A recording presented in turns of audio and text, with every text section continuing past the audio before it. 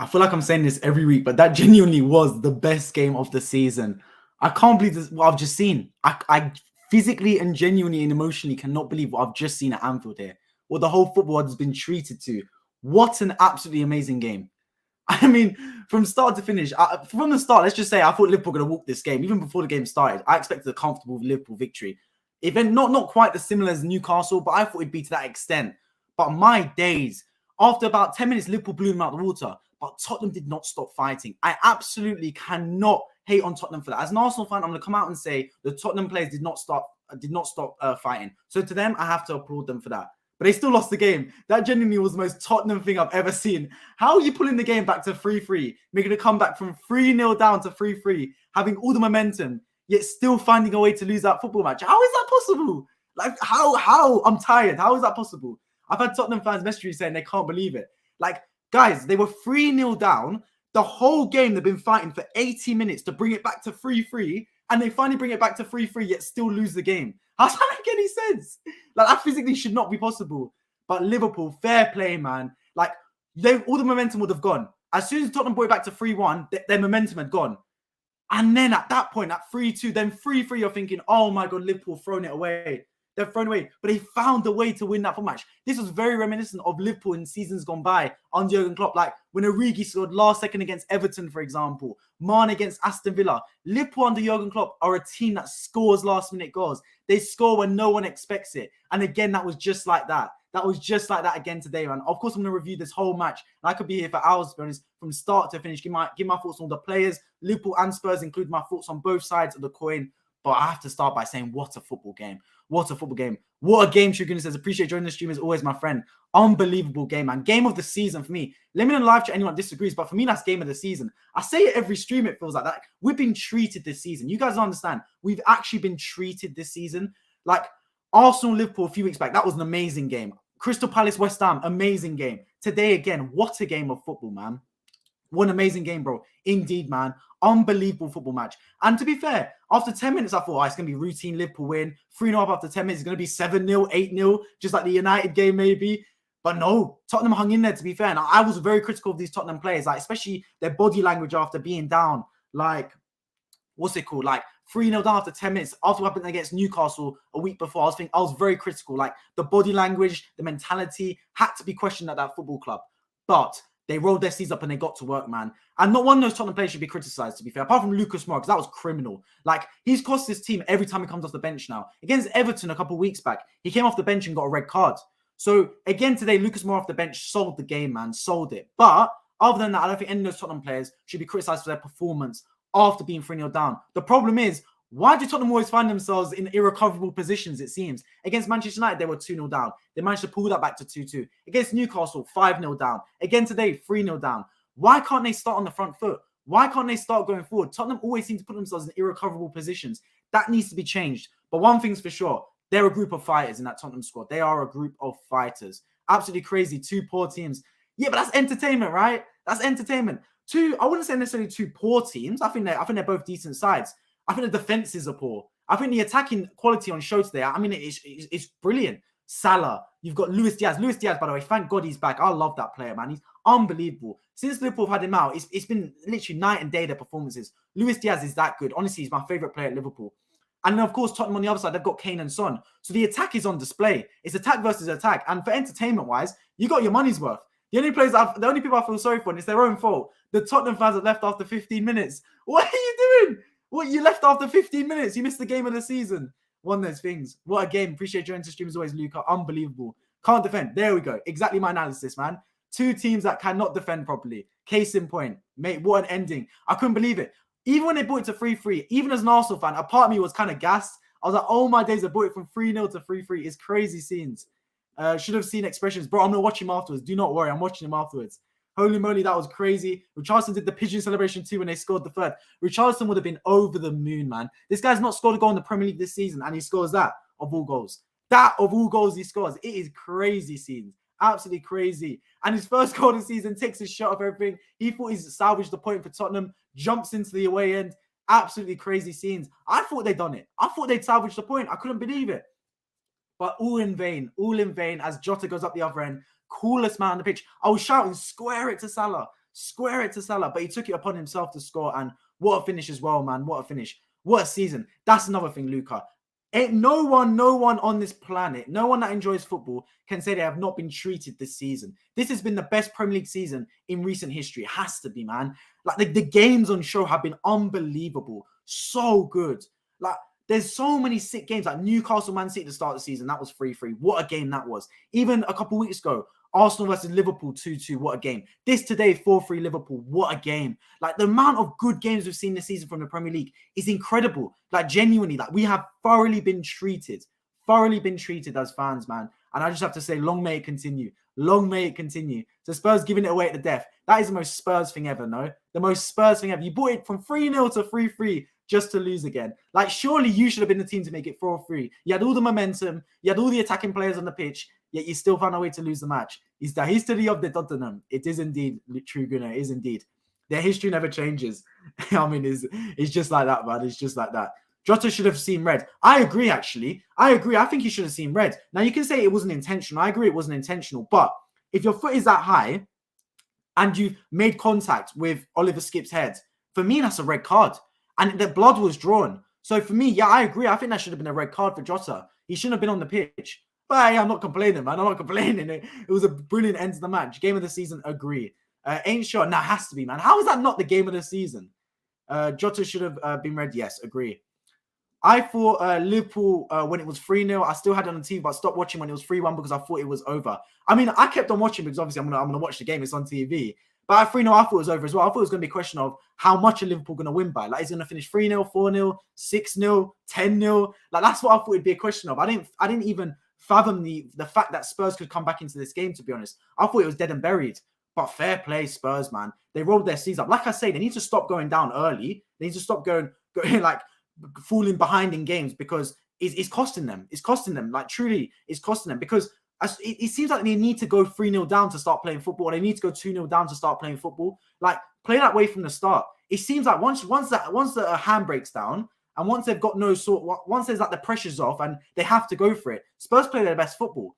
But when they start the game, they start in a defensive shell. They start to contain the opposition rather than to attack the opposition. It's not the best use of their players. It's not the best use of their squads. So instead, they need to play football on the front foot because it shows as soon as they go 2-0 or 3-0 down, as soon as there's no pressure on the team, as soon as it's a case of they've got nothing to lose and they have to play attacking football, they attack well. They're a good team. Like, I'm watching it and I'm seeing the moves Tottenham are making, the triangles, even between Oliver Skipp to Perisic to even on the other side, Pedro Porro involved. They play good football, Tottenham, like when they're actually playing football, but they don't do it enough. They set up to defend first. If they set up to attack teams, they'd get more results. And they'd be a very entertaining team to watch. So for me, if I'm Tottenham, bring in an entertaining, forward-thinking manager because the players are there. Trust me when I tell you, the players for Tottenham are there. They just need the right coaching that's going to play attacking football, not a coach that's going to try to defend rather than attack. That's just my thoughts on it. Unpredictable ending. I mean, the Premier League script is getting crazy and crazier every single day, it seems, man.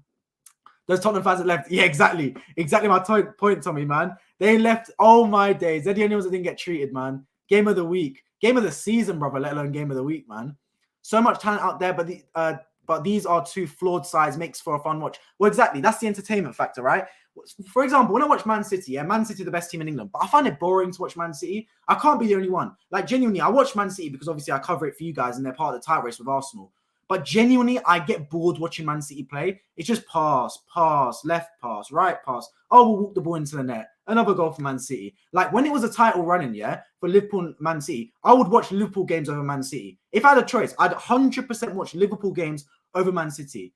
Because they're just boring. Like, on your hand, you've got Liverpool and Tottenham, two teams that attack very well. They're ferocious, and it makes for a fun game. It's entertaining. Like, football's about entertainment. Like, Pep Guardiola can come out and say, oh, I play beautiful football. It's so good on the eye. Yeah, but it's boring, mate. Like, genuinely, it's boring watching Man City play. Watching Liverpool play is fun. Watching Tottenham play sometimes is fun. Like, genuinely, it's good, man. Like, this is the most entertained I've been. Entertained I've been all week, man. It's so, so good. What a season it has been. Yes, unbelievable season, Luca. Class, bro, I'm live 7:30 if you would like to come on. Oh, when do you end the stream, Luca? I'll hop. I'm gonna have dinner after this, but if maybe about like 8:15, I can hop on for a little bit, something like that. I'll go have dinner after this though. After I finish my stream, but maybe about 8:15, if it's still live, then I'll try and hop on then.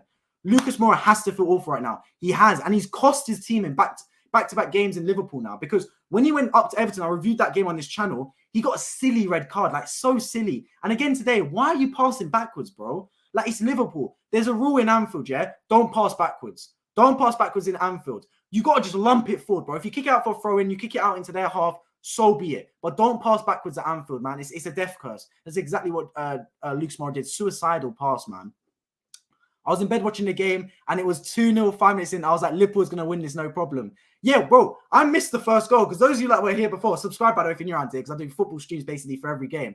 I was streaming after Fulham versus Man City. I was like, routine victory for Man City. All right, I got to go, guys. The Liverpool game's on. I went downstairs. I turned on the TV. Curtis Jones is celebrating. I'm like, bloody hell, I missed the first goal. What an assist by Trent, by the way. And I'm going to review the whole match. Make no mistake about it. It's just the emotions are pouring right now from the game, because it's absolutely crazy. 44 people watching right now. Make sure you subscribe if you're new around here. Let me know your thoughts of the game. I want to hear all of you lot in the live chat. Let me know your thoughts. I thought at 3-0, it was a matter of how many goals Liverpool going to win by. Like, I gave Tottenham no hope. Zero hope whatsoever. But it just goes to show, yeah, this Tottenham team need to go down to play football. They need to go down to start playing football, man. Like, as soon as the handbrake goes down, they're good. They're good. They need a front forward attacking manager. Because there's too many, all the managers they've had before, Nuno Espirito Santo, Jose Mourinho, Antonio Conte, their first port of call is defend rather than attack. That doesn't suit this team. That doesn't suit Tottenham's DNA. They need a Maurizio Pochettino type manager. Not necessarily him. He's going Chelsea. But that type manager, Harry Redknapp as well, even. Where it's attack first. Because Tottenham got good players. No one can tell me today that from minute 20 onwards, Tottenham are not a good team. From minute 20 until minute 95, or whenever the game ended, Tottenham played wonderful football. Slick football. The triangles were there. The forward passes. It was direct. It was pragmatic, but it was beautiful stuff. I enjoyed watching Tottenham play football. That first goal for Harry Kane. Did you see the way they bopped that ball around? The way they manipulated it between the pitch? It was such a good goal. I tweeted off them saying that is an unbelievable Tottenham goal. And they can play football like that. It's just they need to start playing that from the minute 1. Not from minute 20. Not from minute 45. Not from when they're 2-0 down, 3-0 down, 5-0 down. Start playing football from minute 1. Impose yourself on the opponent. Don't look to contain, look to attack. The best form of defense is attack. And if your defense is bad, don't double down on your defense. Double down on your attack. That's why I believe Tottenham should play football. And you saw it today. So Ryan Mason, you're there till the end of the season. Whoever takes on from him at the end of the season, yeah? Attack, bro. Play football to attack. You're not going to pass teams out the park like Man City or Arsenal. You're not a possession-style team. But what you are is you're a forward attack-style team. You're basically the second closest thing, yeah, in terms of play style for me and the players you've got to Liverpool under Jurgen Klopp. Liverpool don't pass you out the park in possession-style football. They play forward-thinking, attacking, gegenpress, heavy metal football. That's what Tottenham should implement because they've got the players to do so. They've got the players to do so, and they've played that under Pochettino before. So implement that again, man. Yeah, he should have got a red. Then he scores the winner. Yeah, I agree. Let me know in the live chat. Everyone, let me know your thoughts. Should Jota have got a red? In my opinion, yes. But let me know your thoughts. I think, look, it's high foot, yes, and normally it's a yellow. But the fact he drew blood, the fact it was very dangerous, it endangered the opponent. For me, it's a red card personally. But let me know your thoughts. But then again, I thought Konate gave away a penalty on, what's it called? On Richarlison before they scored the third goal. I thought that was a Stonewall penalty. He's bear hugging him from behind. But yeah, it just goes to show what a crazy game it is, man. Hi, bro. Appreciate you joining the stream as always, Arsenal Alex. Wow, you're always streaming. Bro, I'm always reacting to football, man. Always streaming. The grind does not stop. Subscribe if you're around here, man. Arsenal Alex says it himself, bro. I'm always streaming, it feels like. Every game I'm watching. Tottenham hit 3 posts today. Son has got a magnet on the post. I'm convinced, bro. Every time his brother shot the ball, hit the post. Even Romero hit the post straight afterwards as well. Tottenham, if you look at their football, yeah, if someone started watching the match from 20 minutes onwards, yeah, if an alien came down to earth and watched Tottenham from 20 minutes onwards, I guarantee they would have thought that team's top of the table. I guarantee I would have thought the same thing. If I turn on my TV from 20 minutes onwards and the scoreboard was not showing top left, I promise you guys I would have thought Tottenham were top of the table. Their football was unbelievable. They were playing frantic, attacking. They were actually defending well. They win the ball high up the pitch. They were going from defense to attacking in a split second, in an instant. It was free-flowing, forward-thinking, attacking football. Everything that the Tottenham fans wanted to see. And look, I know their team lost today, yeah? But I guarantee every single Tottenham fan, by the first 20 minutes, would have been entertained. Would literally feel like, would have been happy they went to that game. And that's what they want to see. Because if you win, lose, or draw, yeah? If you're entertained, that's the main thing. Tottenham have been losing matches, but the reason it's been so toxic at that football club is because they're losing matches accompanied by the fact that they're playing horrible football. And by the way, don't worry, because I'm going to get onto Liverpool as well in a second. I'm just first talking about Tottenham. Liverpool thoughts will come in a second as well, so don't worry. But they're playing terrible football. So it's one, if you play terrible football, yeah, and you get good results, fans can tolerate that for as long as they can. That's Jose Mourinho style, Antonio Conte style.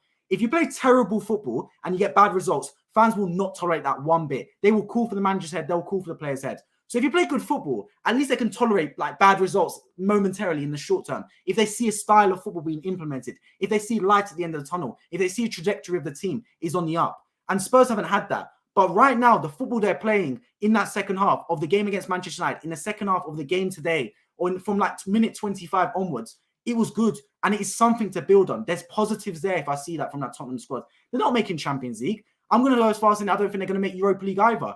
But it will be good for them to miss out on all European competitions.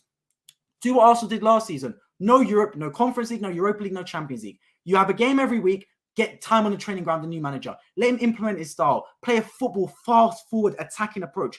That's what I believe should happen, man. That's what I believe should happen for Tottenham. That's just my thoughts. Let me know if you agree in the comment section. Let's move on to Liverpool, though, man. I assume the bulk of people would be Liverpool fans watching this because they are absolutely delighted right now. What a performance in the first 20 minutes. And it's the Anfield thing, right? It's the Anfield fact. It's right when Arsenal went to Anfield, I was so happy we got a point at Anfield because I know that stadium can rip you to pieces. It's that type of atmosphere and stuff. But what do I always say in football? Momentum is a massive thing. At 3-0 up, I to be fair, it kind of made me eat my own words because I always say, why do teams stop playing at 2-0? Liverpool did the right thing. They got the third goal. Then they started to sit off a little bit. But I'm going to be counterintuitive here and kind of be hypocritical to what I've said in recent weeks. Because I normally say get the third goal, then relax. But they almost made it 3-0 too early. Do you get what I'm saying? Like, if they made it 3-0 at half-time, the game would have been over. But because they made it 3-0 so early, it gave Spurs 80 minutes to turn the game around. Like, they should have stopped playing at half-time in that respect. If it was 3-0 at half-time and they scored the third goal in the 44th minute, then it's calm. Game over, wraps, it's finished. Let's go back home. But they made it 3-0 too early because at that point, it gave Spurs the incentive to just come out of their shell. And then it became an 80-minute football match where you got Tottenham attacking you for 80 minutes. I don't care how bad Tottenham's form is right now. They've got killers on the pitch. They've got assassins on that football pitch. Kane and Son that will make things happen. So Liverpool kind of retreated their shell too early for me. But the signs I'm seeing of that team is it's starting to come back under Jurgen Klopp. Even the last-minute goal from Jota, like I said at the start of the stream, that's very reminiscent of Jurgen Klopp at Liverpool earlier on in his tenure there when Origi scored last minute against Everton, Mane last second against Aston Villa. Like, last-minute goals is a patent under Jurgen Klopp. It's football heritage at Liverpool. It's football heritage at Anfield. This team scores last-minute winners. It's what they do. And seeing that goal going from Jota, it made me think Liverpool were fighting for a title. I don't know what it is. Obviously, they're not. They're fighting for top four and fighting for Europe. But seeing that goal going from Jota, the way it all like kind of unfolded, the fact that they got brought from 3-0 up to 3-3, then they make it 4-3 at the end, it just made me think like, wow, like that reminds me of Liverpool fighting for a title. Like it was that type of goal. It was that type of win the game at any cost. Win the game no matter what. Win the game if the walls are retreating on you, if the world's crumbling around you. Find a way to put the ball into the back of that net, that fourth and final time. Even if you concede 3 goals, score that fourth. That type of vibe. That's why I've been very reminiscent of Jurgen Klopp and why I've always said I much preferred watching Liverpool to Man City over the years. Because Man City would play boring. It'd be good football, but it'd be boring. Liverpool would always be entertaining, man. Like if the other team scores 2, Liverpool will score 3. They will find a way to win football matches. And by hook or by crook, they won this game today. After 10 minutes, they had it in the bag. They threw it away. They let it slip. I think it just goes to show that Liverpool's still a little bit vulnerable this season. They need to fix up on that because you don't want to be seen as a team that can give away leads. Arsenal already proved that against Liverpool and West Ham. But I think overall, the football is good. Having Luis Diaz back is a massive benefit, a massive plus point. Because that brother's a baller, man. He's such a good player for Liverpool, Luis Diaz. Like, the things I see him do on that football pitch, I'm thinking, wow, man. Like, the way he commits players. Such an exciting player to watch. My favourite player in Liverpool, without a doubt, without a shadow of a doubt. I love seeing that guy play football. I love wingers, that pick up the ball. They don't think first to pass backwards. They think first, as soon as they pick up the ball, let's attack someone. Let's run at someone. Let's commit bodies. And that is in Luis Diaz's DNA. That is him as a footballer. He attacks, he runs, he commits bodies. And he makes some goals, man. He scored a brilliant goal today as well. Running across the front post, sweeping it in. Very reminiscent of Giroud's goals. That's his type of finish, trademark finish. And Luis Diaz scoring that and the whole menace throughout the game, man. So really good to see him back into the fold. I thought it was a very, what's the word?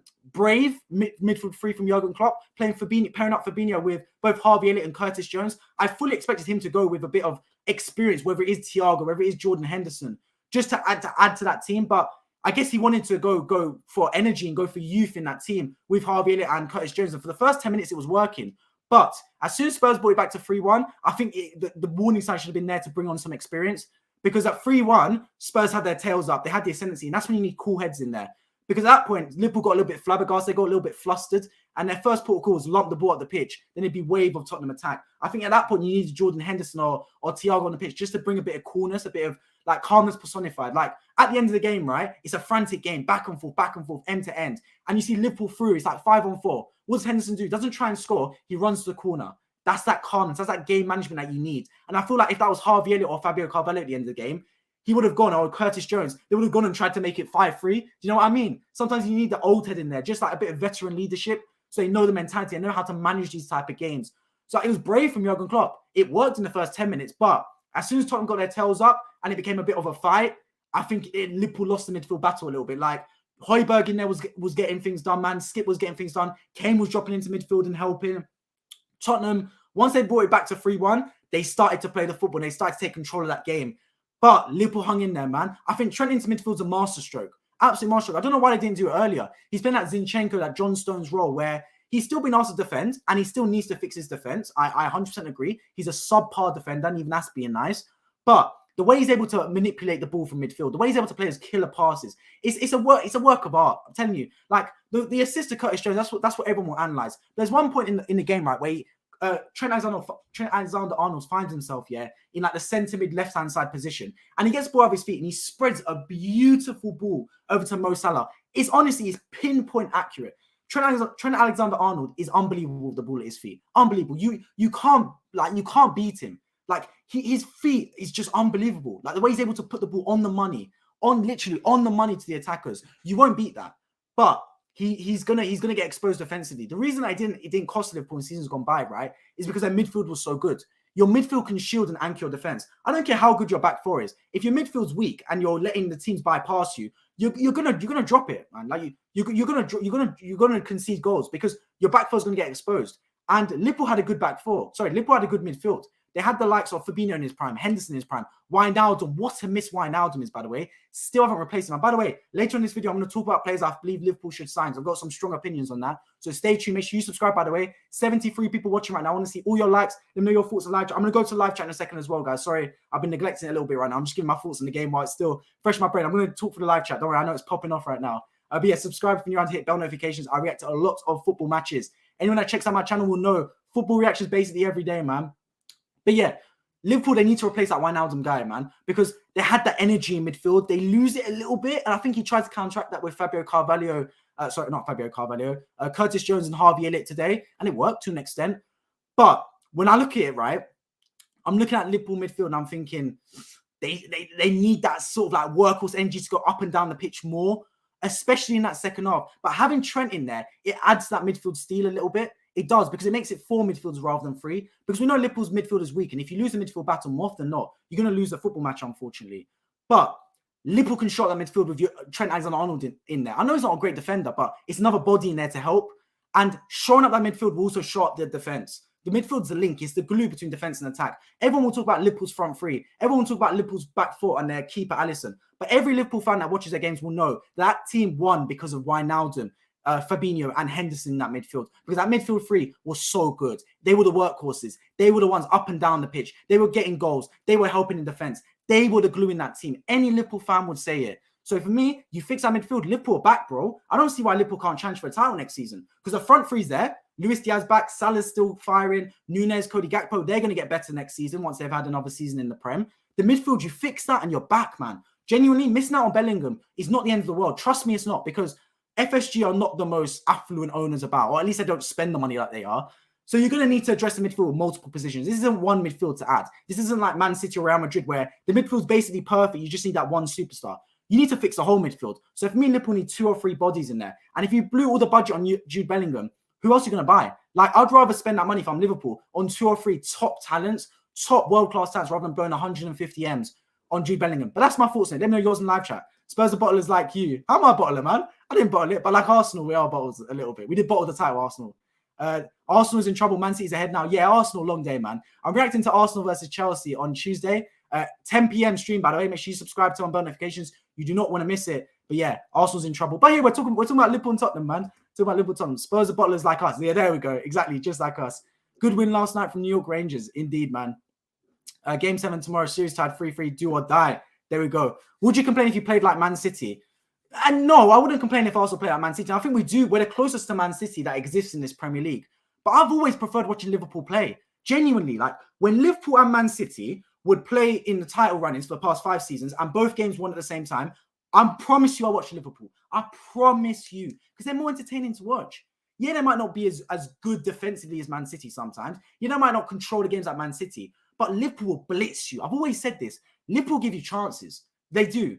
But their goalkeeper saves them because Alisson is out of this world unbelievable. And they will blitz you. Like in 10, 15 minutes, the game will be outside. Like you'll blink and the game will be gone. It'll be 2-3 in like 10, 15 minutes. Liverpool is the only team on this earth, alongside maybe Real Madrid, is the only team on this planet, definitely the only team in the Premier League, yeah, that in 10, 15 minutes can finish a game. The only team I know of, genuinely. And I'm not a Liverpool fan, I'm an Arsenal fan. So before anyone goes, oh, that's biased, I'm an Arsenal fan and I'm saying this, yeah? Liverpool are the only team in the Premier League I know of that can play terrible, yet finish a game in 15 minutes. They will be crap for 30 minutes, yeah? Yet that game will be 3-0 at half-time. Genuinely. That's how Liverpool can play. And they do that on Jurgen Klopp. That'd be a staple of Liverpool under Jurgen Klopp. They wouldn't be amazing throughout the match, but they'd blitz you in 15 minutes and they'd find a last-minute winner. That would be Liverpool. And they'd have Alisson balling out in goal, man. He'd make terrific saves. Van Dijk, so good. Liverpool, that stadium, that aura, that football club, man, is built for success. Built for success, man. Sure, appreciate it, Luca, bro. I'll be there, don't worry. More rubbish. More costing Tottenham, man. Did it against Everton, getting a red card. And again today, bro. Why? Dude, it's the last minutes of the game. What does passing back to the goalkeeper do? There should be a rule, yeah, on every single dressing room, in the away dressing room in Anfield, yeah? Don't pass backwards at the end of the game. Don't pass backwards at the end of the game at Anfield because Liverpool are pressing, bro. Jota did the right thing. He pressed the goalkeeper. I was calling for Salah to do similar things at times because the only pass backwards was to Fraser Forster and he pressed the goalkeeper and he won the ball back and he scored from it. It's criminal from Lucas Moura. For an experienced player like that as well, bro, you got to know at that time of the game, just lump it up the pitch, bro. Lump it up there. If it goes out for a throw and if it goes back to Liverpool, so be it. But you can't pass backwards at that stage of the game, man. It's absolutely criminal. I'm a Palace fan. I think we can go ahead of Fulham is crazy. You can, bro. Palace are firing under Roy Hodgson. It's been unbelievable. 63 people watching. 97 right now, man. I appreciate everyone tuning in. Make sure you subscribe if you're new around here on my route to 2,000 subscribers. Let me know your thoughts on live chat. I'm going through it bit by bit, man. I appreciate everyone that tunes into my streams. As always, my next stream will be on Tuesday, Arsenal versus Chelsea. Check out my channel after this for all the streams I covered. Man City, Fulham I covered earlier today. I missed the Curtis Jones goal because of it, but so be it, man. So be it. What a game today, man. I'm still happy from watching it. Such a good game. As a neutral fan especially, what a game of football. I think Leicester versus Everton is going to be a slugfest tomorrow, 0-0 draw. Well, it says relegated 6-pointer, right? Relegation 6-pointer. It's going to be a cagey match, but both teams need to win. Julian Alvarez with a stunner early against Fulham. Such a good goal, man. I reacted to it on this channel. What a good goal. Mugisha, thank you for joining the chat, my friend. Hope you're doing well. Really, Liverpool made me happy too. Well, there we go, man. There we go. Liverpool have brought smiles back to their fans' faces. And look, what is that in a row? That is 3 wins in a row, right? They beat Leeds, they beat West Ham, and they beat Tottenham. That's 3 wins in a row. They got a point against Arsenal, but they came back in that game and genuinely could have won towards the end. Liverpool firing. Now, I don't think they're going to make top 4. Sorry, Liverpool fans. Sorry to burst your bubble. I don't think you're going to make top 4 just because, right, you've left it too late for a run. I've been waiting for Liverpool to make a run all season, but they've left it too little too late. But what it does do is it gives you momentum heading into the new season. And that to me is more important. Genuinely, that's more important, right? Because you're not going to fight for the title this season. It's over. It's finished. It's Man City's or Arsenal's, probably Man City. But I believe you can fight for the title next season. You just need to fix the midfield. And if the momentum's there, and if the style of football's working, that's good. Like, I'm calling for Chelsea and Tottenham to start experimenting right now. Why are you not fighting for anything? Experiment. Get the foundations in place, try new things, and whatever works, implement it from next season so you can start with your feet on the ground, ready to go. What Liverpool have done is they've started experimenting. For example, Trent in midfield. For example, Curtis Jones playing when he wasn't even playing for the rest of the season. And it's working. So now they've got some experimental things working, like Trent in midfield, slotting in the Zinchenko Stones role. They can start using that from next season, and it will work for them. And that's what I think has been really good for Liverpool to do. So let's see, man. Let's see what happens. I've got good faith on Liverpool fighting for the title next season. Genuinely, next season, yeah, the title race is going to be between Man City, Arsenal, Liverpool. Manchester United, I think, will be there. Newcastle could be, depending on how big a jump they make. And Chelsea, if they get the right manager in the door and they make good signings and fix it up, they could as well. That's just my thoughts on it.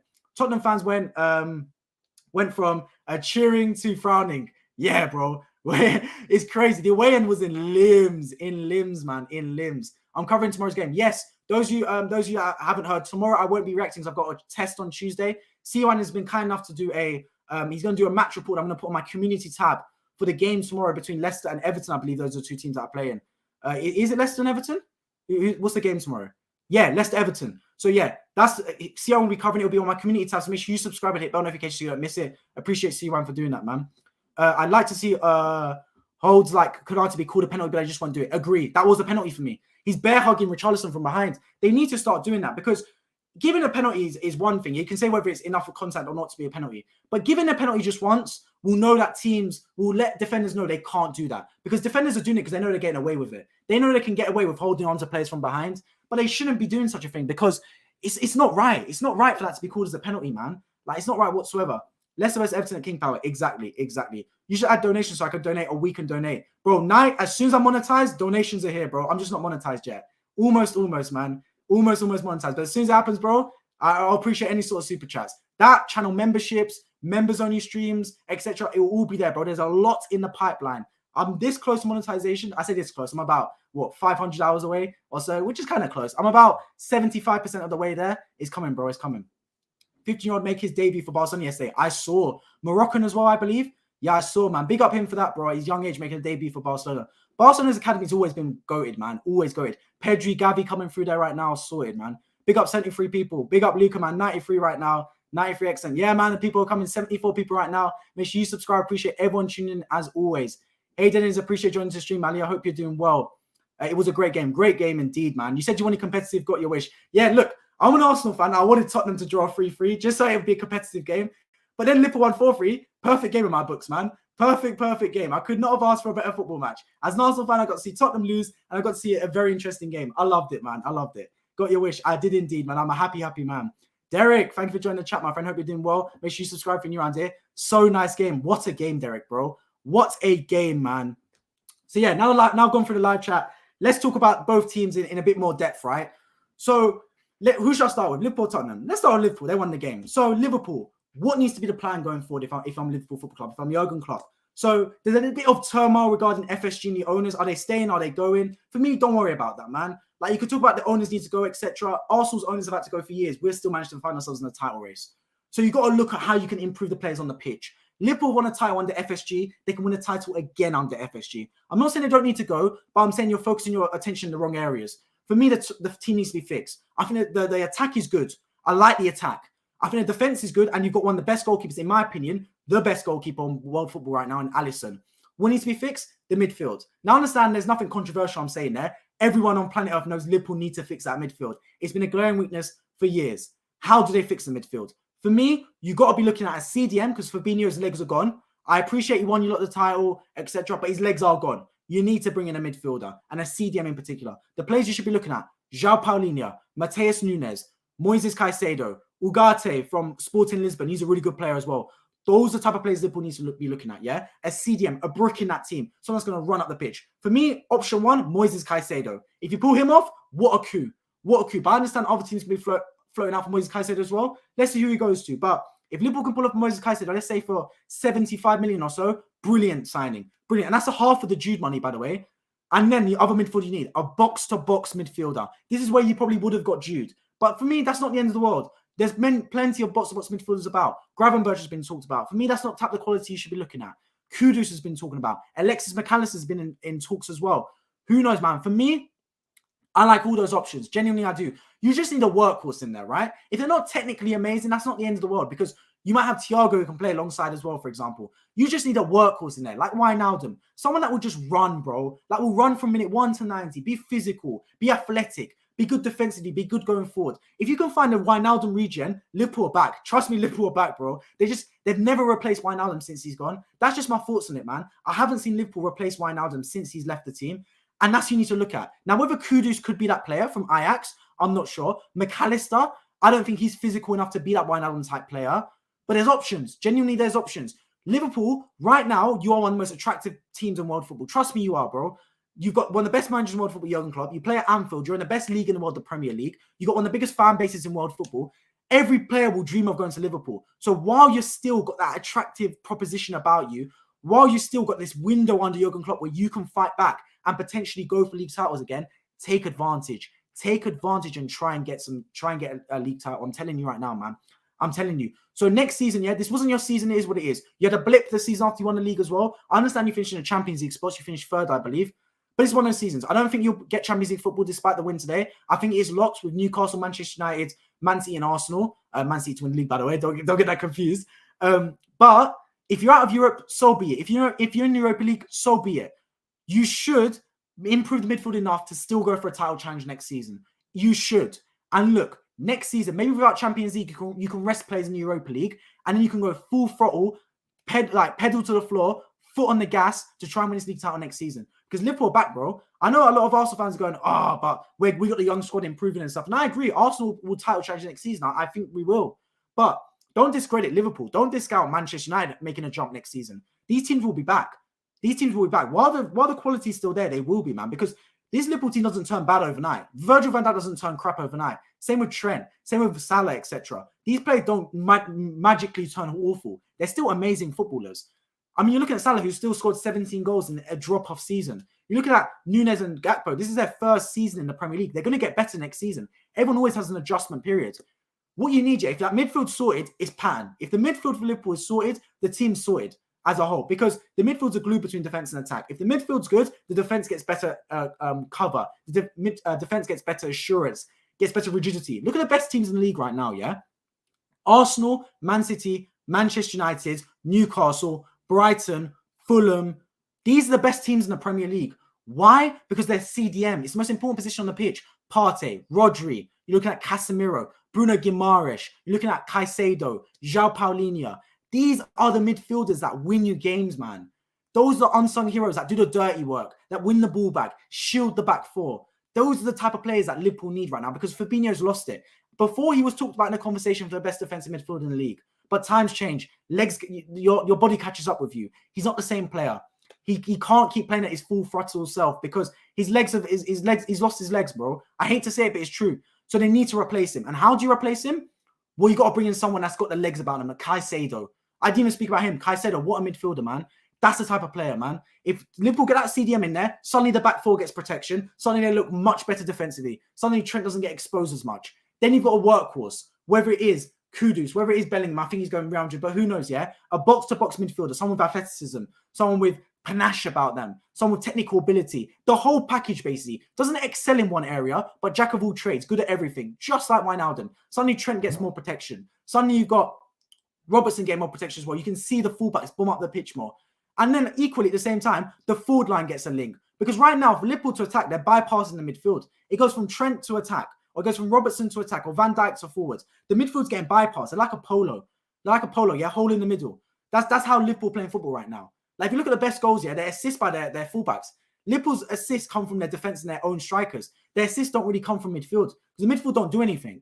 Like, they're just like mannequins or training cones. So the midfield needs to be fixed. And if the midfield's fixed, Liverpool back, bro. Liverpool are back. I'm telling you that for a fact. Let me know if you lot agree, man. Let me know if you lot agree in the live chat. Let's move on to Tottenham now, yeah? Because Tottenham, how should you fix this club? I've spoken a lot about this club, how I believe they should fix it.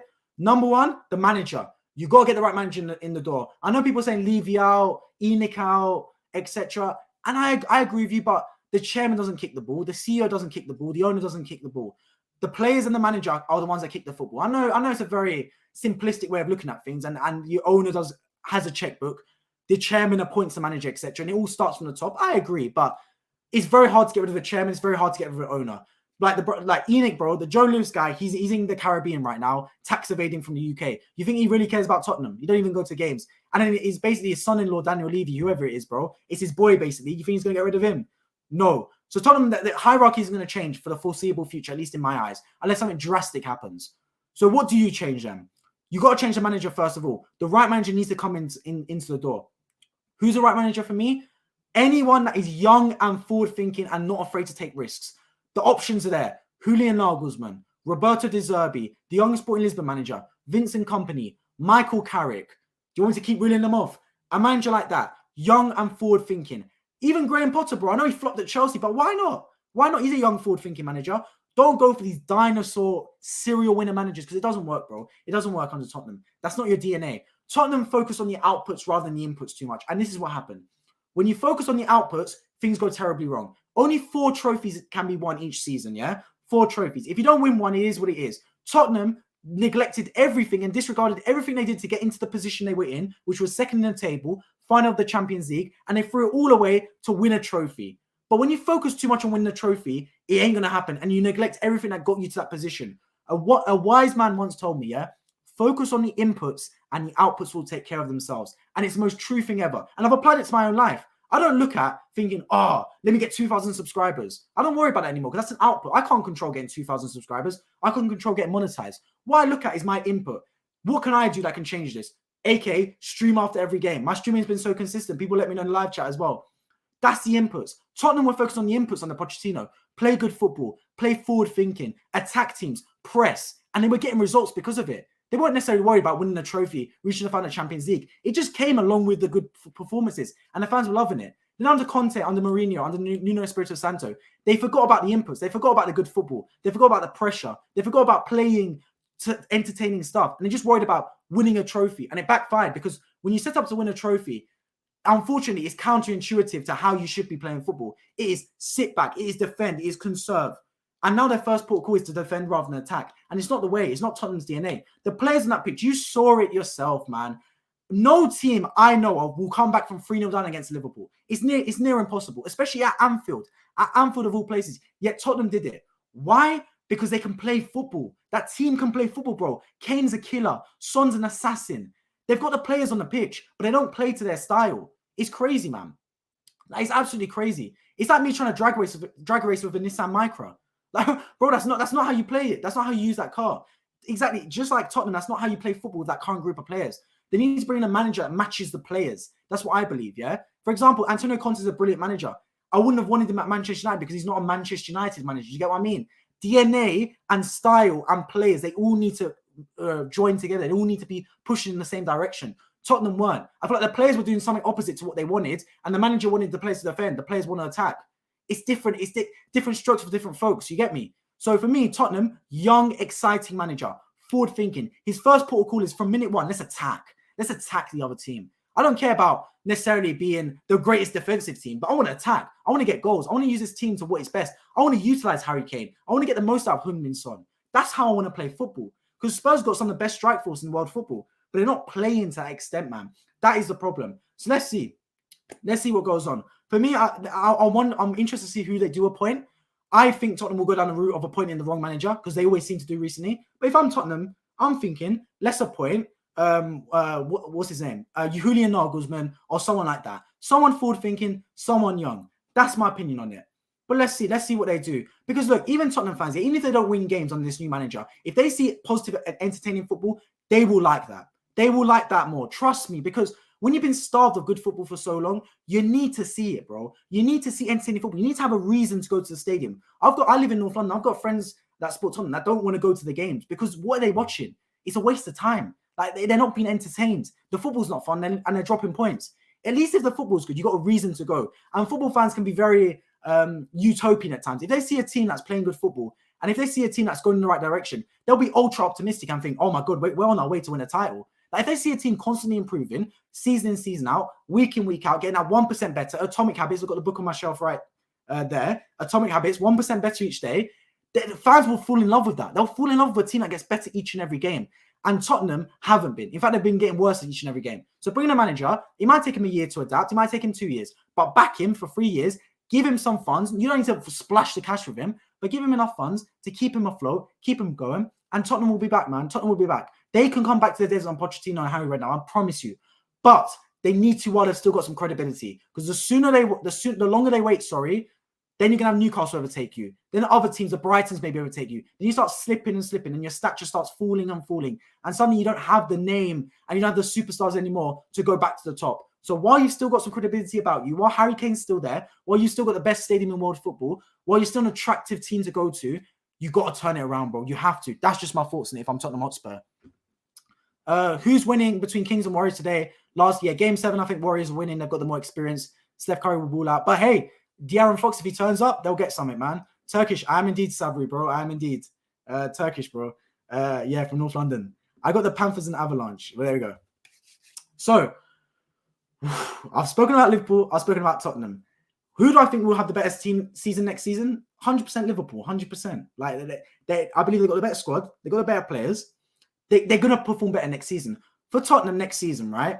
Their game plan should be to implement a DNA into the football club. Don't worry about where you finish. Don't worry about top 4. Don't worry about top 6. Don't get relegated, basically. Don't be terrible. Like, don't do a Chelsea and perform like 11th, 12th.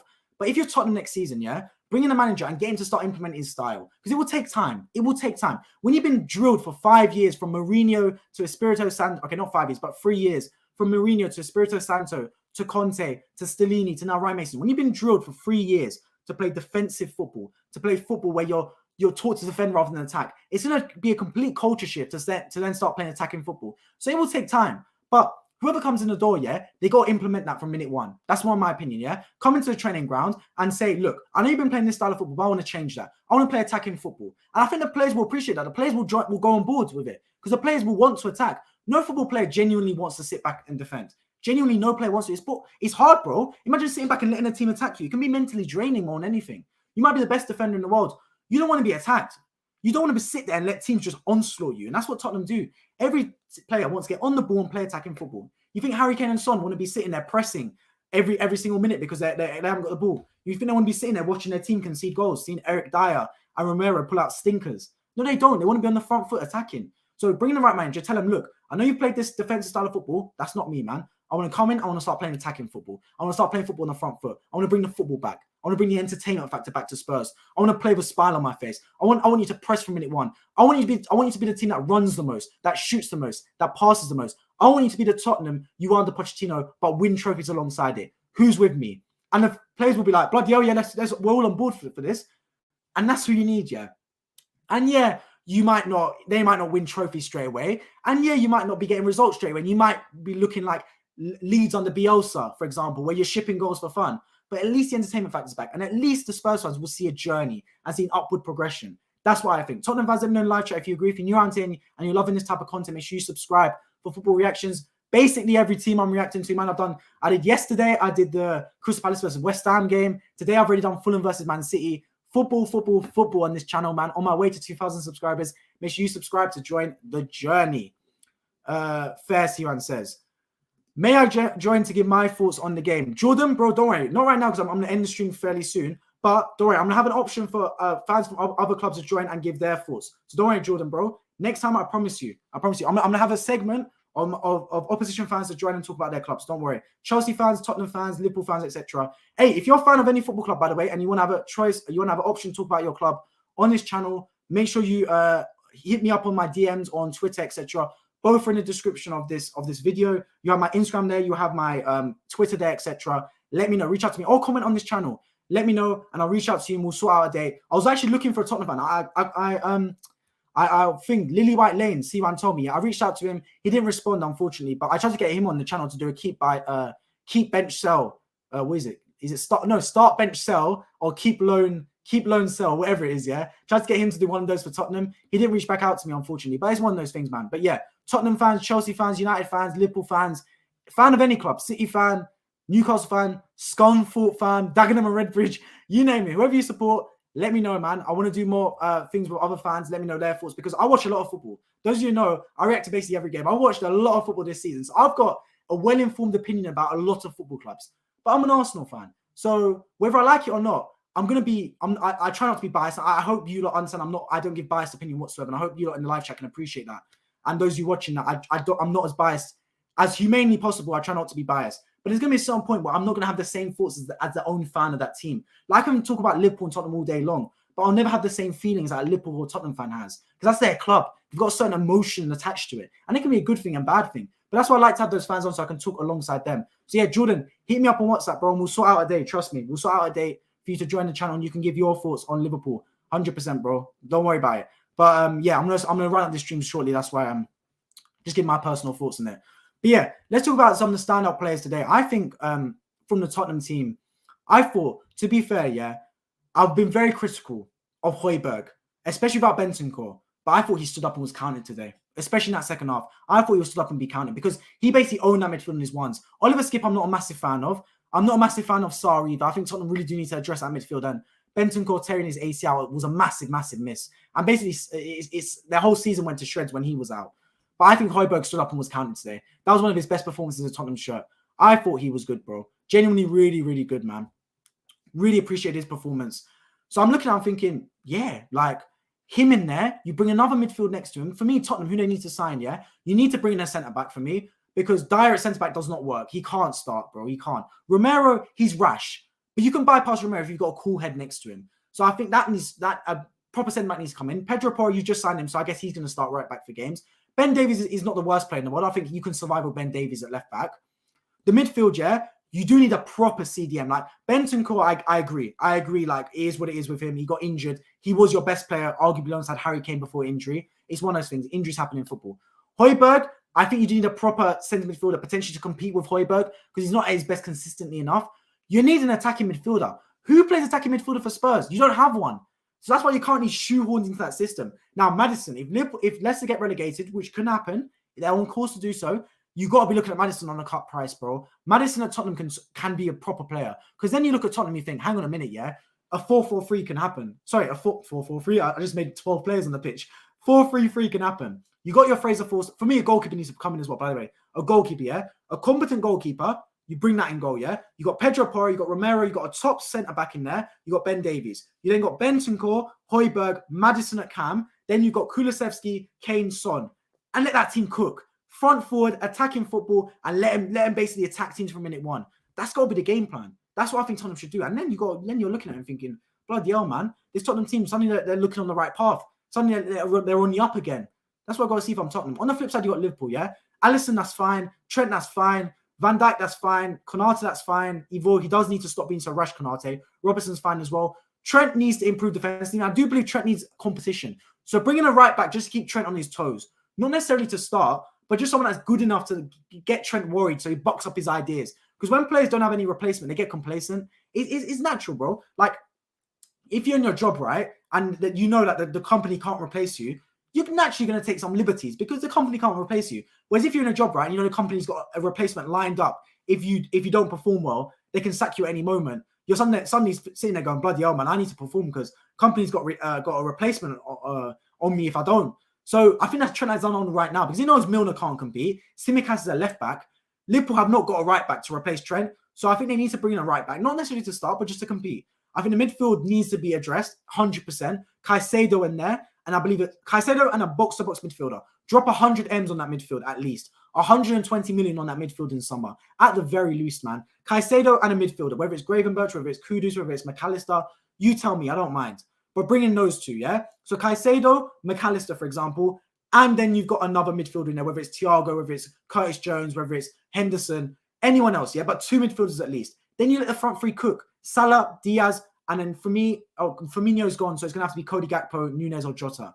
Either way, the front three is fine. That Liverpool team can cook as well. So you're looking at it, you're thinking, these clubs are only these positions away from really challenging again. Like, not necessarily Tottenham, but Liverpool at least. And I always believe that, right? Because you're never as far away as you think. Genuinely, you're never as far away as you think. Like Arsenal last season, yeah, we missed out on top four. We finished fifth. So I look at it, yeah, and I'm thinking, oh, we signed a couple of players and we can maybe push for top four. We signed a couple of players and suddenly we're pushing for the title. So if you bring the right players in the right positions, it can make a hell of a difference. Trust me when I tell you guys that, man. A massive difference. Arsenal put in Zinchenko and Gabriel Jesus, and their squad elevated.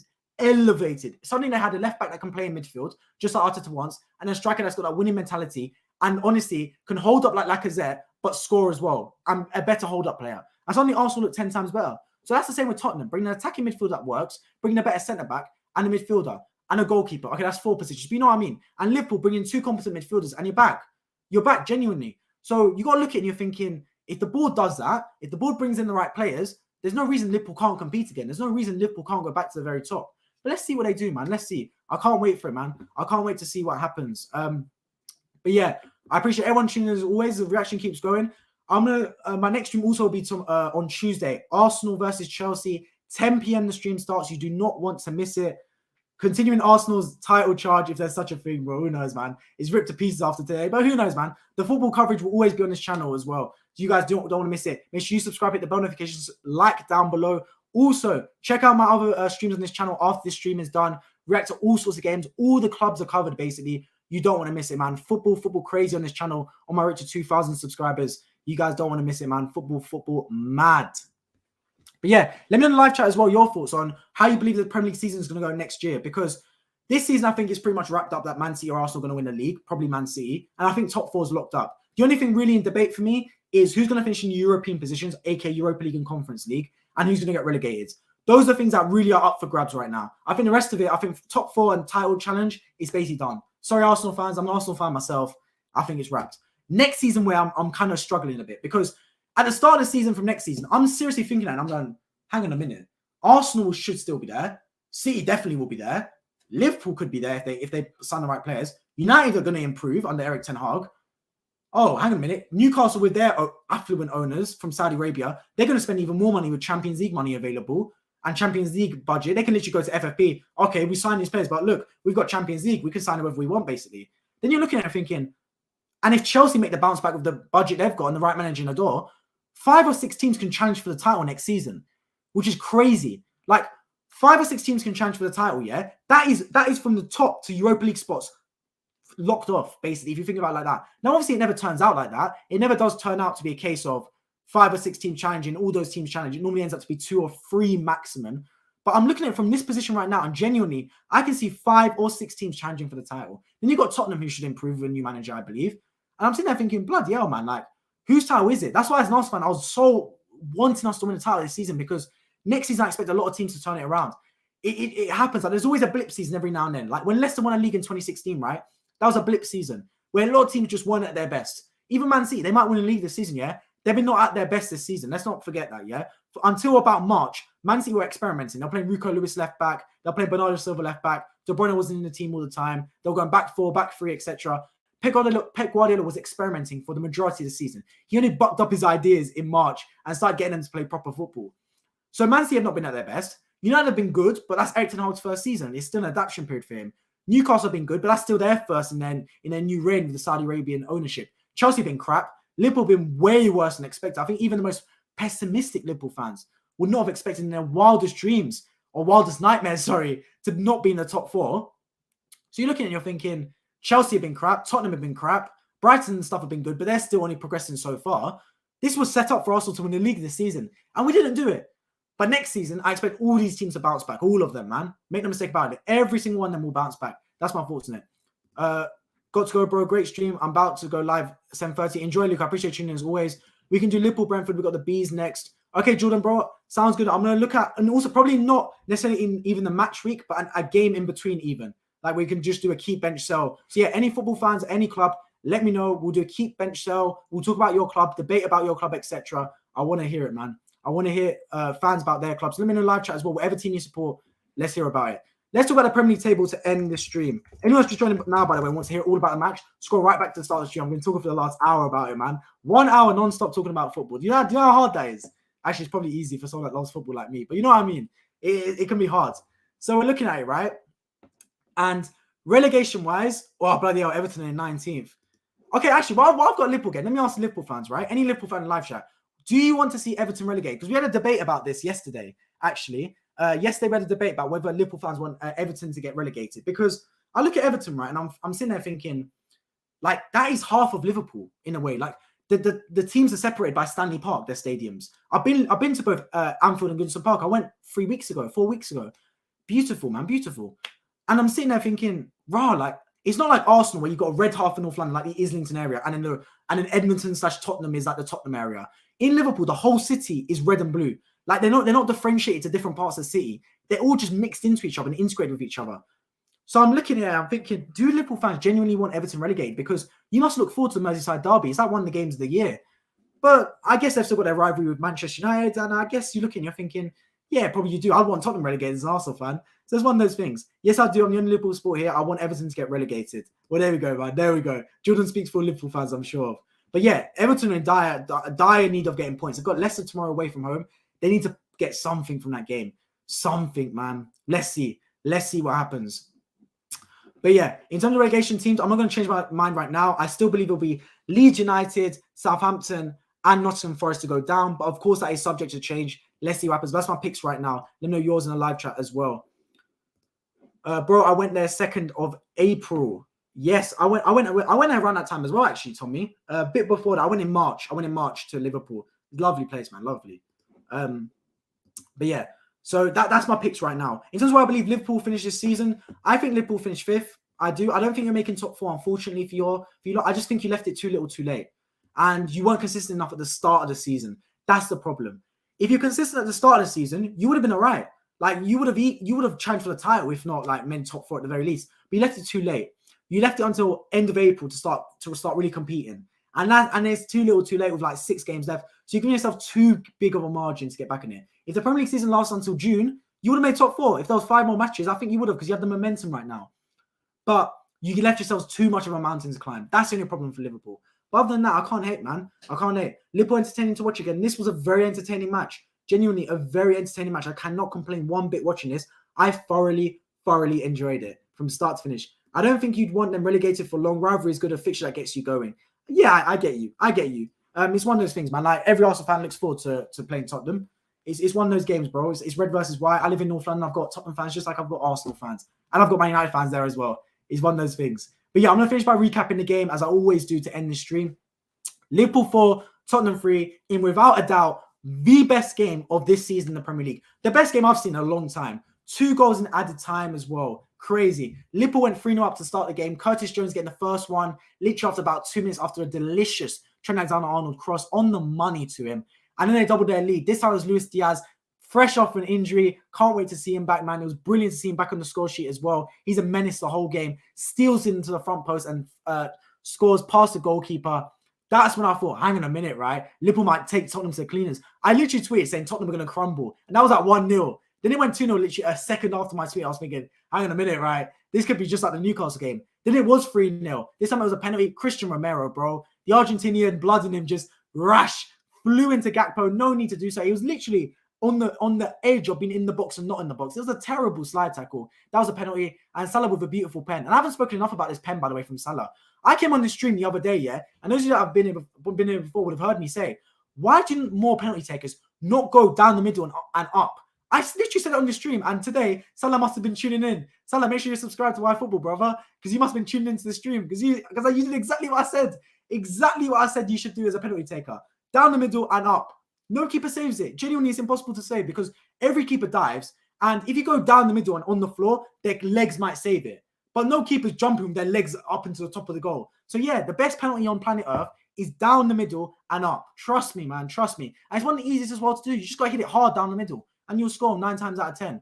So yeah, that's what I think Salah should do. And he did it. And he scored it brilliantly as well. But made it 3-0 too early. They took their foot off the gas too early. They should have gone for the kill. That's what I think. I know it's ironic saying this because I've been out here saying that games should, like Liverpool teams should make it 3-0, then take their foot off the gas. But they made it 3-0 too early for me. That was the problem. Because from then on, Tottenham, with the handbrake down, with the no pressure, they started to get themselves back into the football game. We saw Kane start to dictate. We saw their fullbacks start to get involved. We started to see them actually push up the football pitch. And it wasn't long before they split Liverpool apart and got the first goal. And it was a beautiful goal as well. Beautiful, incisive play. Perisic as well, whipping it into the back post. And Kane, basically free as a bird to stroke into the bottom of the net past Alisson. And that brought it back to 3-1. And that gave Tottenham momentum. And then I'm thinking, hold on a minute. Like 3-1, still 60 minutes or so to go. Tottenham got life here. And we waited, and there was chance for both sides. And Spurs were hitting the post. They were coming close and agonizingly close with Son hitting the post multiple times. But they eventually got that 3-2 goal. Son this time, beating the offside trap. Beautiful curled run. Just like any striker's taught to do, bro. Run curled. Because then it beat the offside trap, but you still got your momentum. And that's exactly what he did, man. Scoring past Alisson, that brought it back to 3-2. At that point, I'm thinking, hang on a minute. 12 minutes to go. All the momentum. Can they do it? Can Liverpool bottle it? And they did. They did, man. Firstly, I believe it was a penalty. Konate bear hugging Richarlison from behind. Ref didn't give it. But then they got their goal, man. Beautiful free kick from Son on the money. And Richarlison ahead of Nunes to head it into the back of the net. 3-3, away goal, away crowd, limbs. Absolutely crazy, man. I can't believe it. Even as an Arsenal fan, I'm semi-celebrating it. So I can't believe it's been 3-0 to 3-3. But then Spurs do the most Spurs thing on planet Earth. And that is bottle it after being 3-0 down to bring it back to 3-3 in added time to score a stoppage time goal. The most Spurs thing possible is to concede another stoppage time goal. And Jota did exactly that. For me, shouldn't have been on the pitch. Should have got a red card for his high challenge on Oliver Skip. But it is as it is. He scores the goal with a criminal back pass from Lucas Moura on a plate to Jota to stroke it home. And that gave Liverpool the win, a 4-3 victory in what was a breathtaking Premier League game. I appreciate everyone that's tuning into this stream today. Make sure you subscribe if you're new around here. Drop a like down below. If you're watching this as it stopped being a stream, let me know your thoughts in the comment section. I'd love to hear it. Make sure you subscribe if you're new around here. My next stream will be on Tuesday for Arsenal versus Chelsea. I won't be streaming tomorrow because I've got an exam on Tuesday. But C1 has kindly offered to give a match reaction for the Leicester versus Everton game, which will be posted on my community tab. So I will be posting it there. Make sure you subscribe to notifications so you don't miss it. Anyone's just joined in right now, wants to hear my thoughts on the game, scroll right back to the start of the stream, and that's why I talked about it. I've been streaming for the last hour, so I appreciate everyone that tuned in. I've been my football and hope to see you all in my next one. Take care.